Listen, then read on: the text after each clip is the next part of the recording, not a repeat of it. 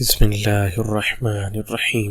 امام زین العابدین علیہ السلام نے فرمایا کہ اصحاب سبت ایک ایسا گروہ تھا جو سمندر کے کنارے آباد تھا اور ان کا پیشہ ماہی گیری تھا۔ اللہ تعالیٰ نے انہیں ہفتے کے روز شکار کرنے سے منع کیا تھا اور انبیاء کرام علیہم السلام نے انہیں بتایا تھا کہ یہ دن تمہارے لیے عبادت اور مچھلیوں کے لیے امان خداوندی کا دن ہے۔ پھر اللہ تعالیٰ نے اس قوم کا امتحان لیا۔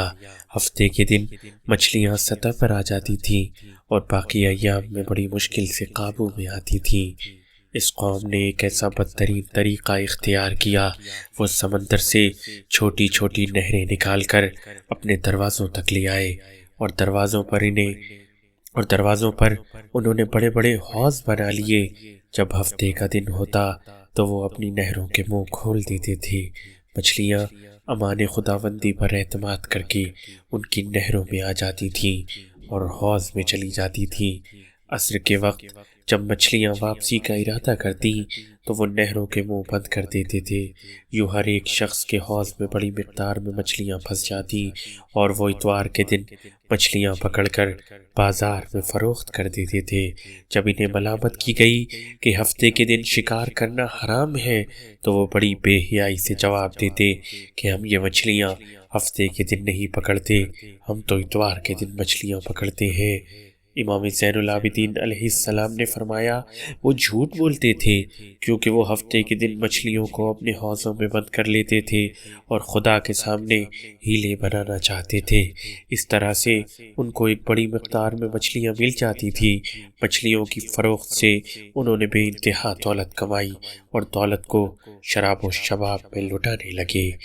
اللہ تعالیٰ نے ان لوگوں کو چند دن کی مہلت دی تاکہ وہ اپنی اصلاح کر لیں، لیکن انہوں نے اپنی سابقہ روش کو قائم رکھا۔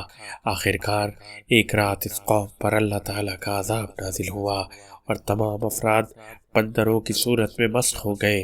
صبح کے وقت شہر کا دروازہ نہ کھلا تو ساتھ رہنے والے لوگوں کو تشویش لاحق ہوئی کہ اس شہر کا دروازہ ابھی تک کیوں بند ہے۔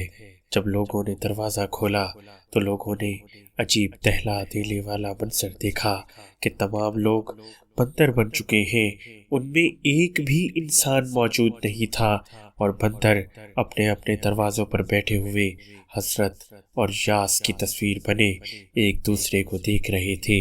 3 دن تک بدکار قوم بندروں کی صورت میں زندہ رہی۔ 3 دن کے بعد اللہ تعالیٰ نے سخت بارش برسائی اور ہوا کا طوفان بھیجا۔ اس طوفان نے انہیں سمندر میں غرق کر دیا اور یوں یہ بدکار قوم اس صفحہ ہستی سے مٹ گئی۔